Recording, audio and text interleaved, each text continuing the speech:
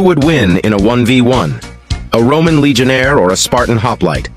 On one side of this desolate battlefield stands the mighty Spartan Hoplite, a monumental figure that looks as if he's been plucked straight out of the epic movie 300. The visage is complete with the Spartan's characteristic round, bronze shield, the aspis, a formidable bulwark large enough to protect his entire formidable physique.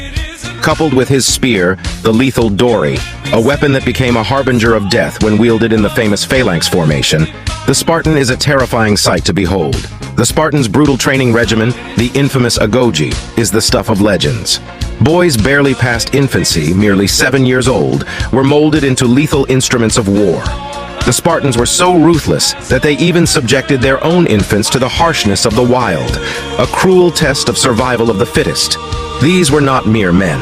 They were war machines, bred for the sole purpose of wreaking havoc.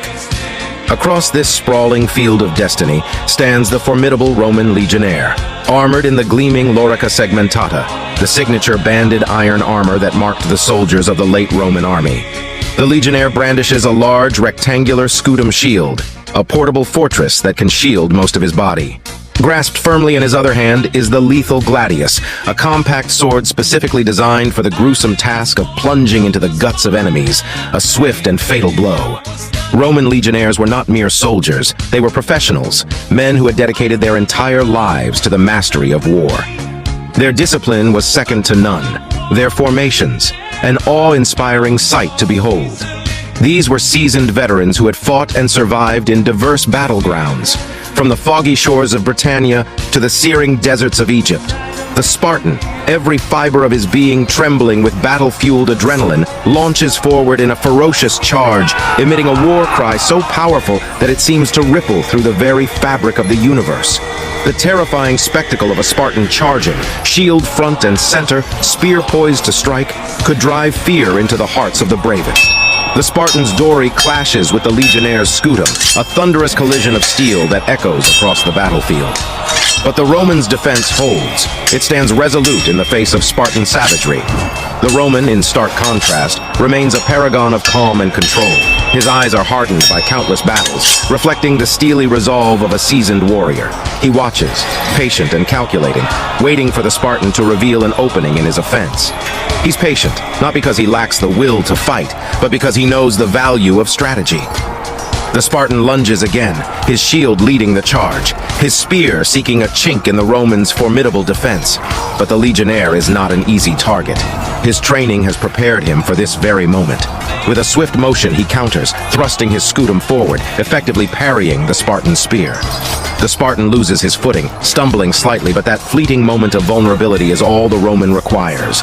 With a lightning-fast jab, he sinks his gladius into the Spartan's thigh, bringing the mighty warrior to his knees. Yet the Spartan is far from defeated. He's a hoplite, a testament to Spartan grit and indomitable spirit. Grunting through the excruciating pain, he retaliates, his spear finding its mark in the Roman's side.